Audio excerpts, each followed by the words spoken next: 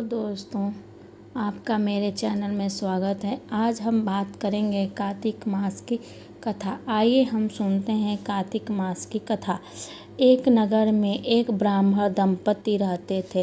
वे दोनों प्रतिदिन 7 कोस दूर गंगा यमुना में स्नान करने जाते थे। इतनी दूर जाने आने में ब्राह्मण की पत्नी थक जाती थी। एक दिन उसने अपने पति से कहा, हमारा एक पुत्र होता तो कितना अच्छा रहता। पुत्र के बहू आती तो हमें घर वापस जाने पर खाना बनाना नहीं पड़ता। बहू घर का काम भी करती। अपनी पत्नी का बात सुनकर ब्राह्मण ने कहा कि तूने बात तो सही कही, चल मैं तेरे लिए बहू ला ही देता हूँ। ब्राह्मण ने कहा, एक पोटली में आटा डालकर कुछ मोहरें रख दे। ब्राह्मण के कहे अनुसार ब्राह्मणी ने पोटली बांधकर दे दी। पोटली लेकर ब्राह्मण चल गया। ब्राह्मण सफ़र के दौरान यमुना के किनारे बहुत ही सुंदर लड़कियां दिखाई दी। वे रात में घर बनाकर खेल रही थी। उनमें से एक लड़की ने कहा कि मैं अपना घर नहीं बिगाड़ूंगी, मुझे तो रहने के लिए ये घर चाहिए।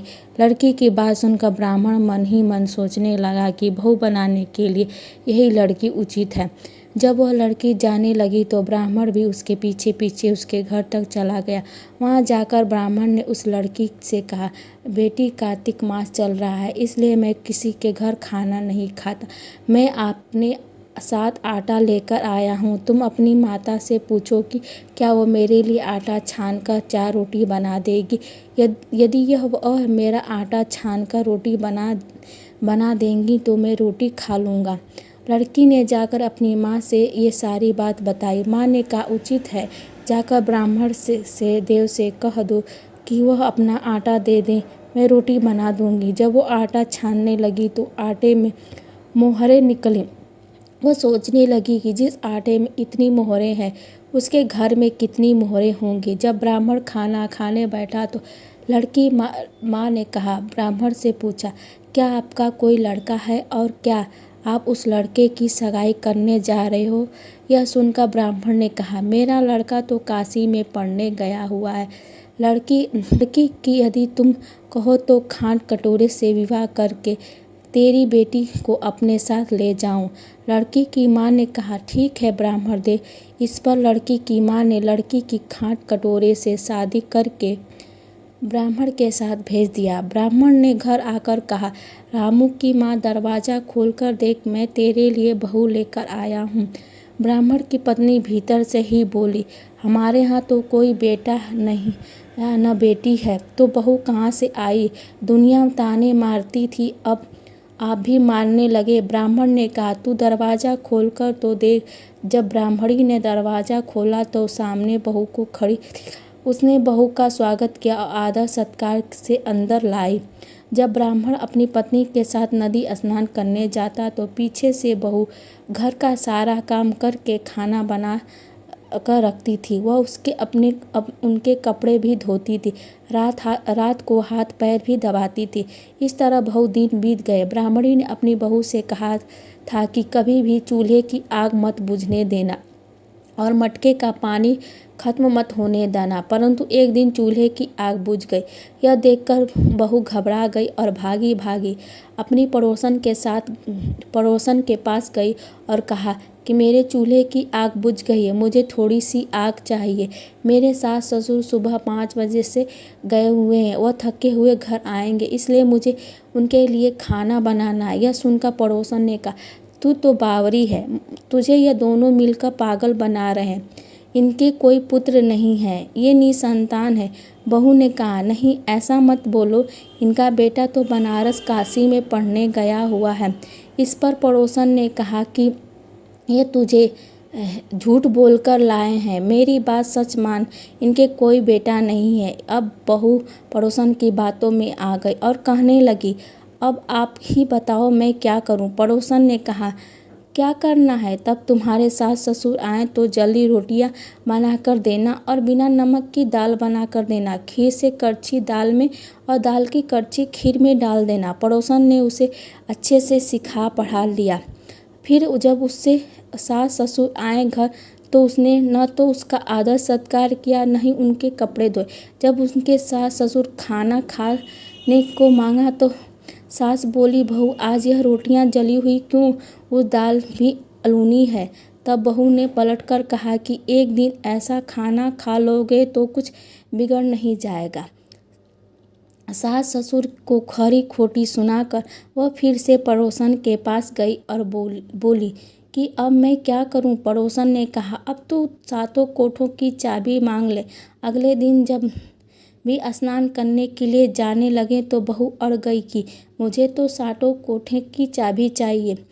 तब ससुर ने कहा कि इसे चाबी दे दो। तब सास ने बहू को चाबी दे दी। सास ससुर के जाने के बाद जब बहू ने दरवाजे खोले तो देखा कि किसी में अन्न भरा है, किसी में धन भरा है और किसी कोठे में बर्तन पड़े हैं। जब उसने सबसे ऊपर का 7वां कोठा खोला तो देखा कि शिव जी, पार्वती माता, गणेश लक्ष्मी माता, पीपल पथावरी, कार्तिक के ठाकुर, राई दामोदर, तुलसी जी की बिड़वा, गंगा यमुना और 33 कोटि देवता विराजमान हैं। वहीं पर एक लड़का चंदन की चौकी पर बैठा माला जप रहा है। यह सब देखकर उसने लड़के से पूछा कि तुम कौन हो। तब लड़का बोला कि मैं तेरा पति हूँ, अभी दरवाज़ा बंद कर दे, जब मेरे माता पिता आएंगे तब दरवाज़ा खोलना। यह सब देखकर बहू बहुत खुश हुई और 16 श्रृंगार सुंदर वस्त्र पहनकर अपने सास ससुर का इंतजार करने लगी। उसने अपने सास ससुर के लिए बहुत अच्छे अच्छे पकवान बनाए।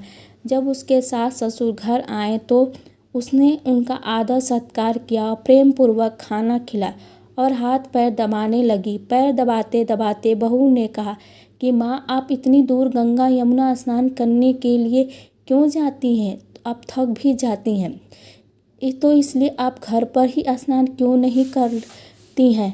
यह सुनकर सास कहने लगी, बेटी, गंगा यमुना घर तो नहीं बहती। तब उसने कहा, हाँ माँ जी, बहती है, चलो मैं आपको दिखाती हूँ। तब बहू ने 7वां कोठा खोलकर दिखाया तो उसमें शिव जी, पार्वती जी, गणेश जी, लक्ष्मी जी, पीपल पथरावरी, कार्तिक के ठाकुर, राई दामोदर, तुलसी जी का बिड़वा, गंगा यमुना बह रही हैं और 33 कोटि देवी देवता विराजमान है। वहीं चौकी पर बैठा एक लड़का माला जप रहा है। माँ ने उसे देखकर कहा, बेटा तू कौन है? लड़का बोला, माँ, मैं तेरा बेटा हूँ। तब ब्राह्मणी ने पूछा कि तू कहाँ से आया है? लड़के ने जवाब दिया कि मुझे कार्तिक देव ने भेजा है। माँ ने कहा, बेटा, यह संसार कैसे मानेगा कि तू मेरा बेटा है? माँ ने कहा, कुछ विद्वानों और पंडितों से मदद मांगी। पंडितों ने कहा, इस पार बहू बेटा खड़े हो जाए, उस पार माँ खड़ी हो जाए। माँ ने चमड़े की अगियाँ पहनी हो और छाती में से दूध की धार निकलकर बेटे की दाढ़ी मूछ भीगे और पावन पानी में गठजोड़ बंधे, तब मांगे कि यह इस माँ का ही बेटा है। उसने ऐसा ही किया। चमड़े की अगियाँ फट गई और छाती में से दूध की धार निकलकर बेटे की दाढ़ी मूछ भीग गई। पवन पानी से बहू बेटे का गठजोड़ बंध गया। यह सब देखकर ब्राह्मण उसकी पत्नी की खुशी का ठिकाना नहीं रहा। तो यह भी कार्तिक मास की कथा थी। प्रिय दोस्त, प्रिय भक्त, आपको ये कार्तिक मास की कथा कैसी लगी है? कार्तिक के ठाकुर जैसे ब्राह्मण और ब्राह्मणी को बहू बेटा दिया, वैसे सबको देना। कार्तिक मास की कथा कहने सुनने हुकार भरने वाले सबको कृपा प्रदान। ओम नमो भगवते वासुदेवाय नमः। प्रिय भक्तगण, आपको यह कार्तिक मास की कथा कैसी लगे? कमेंट में कमेंट करिए। हर हर महादेव। राधे राधे।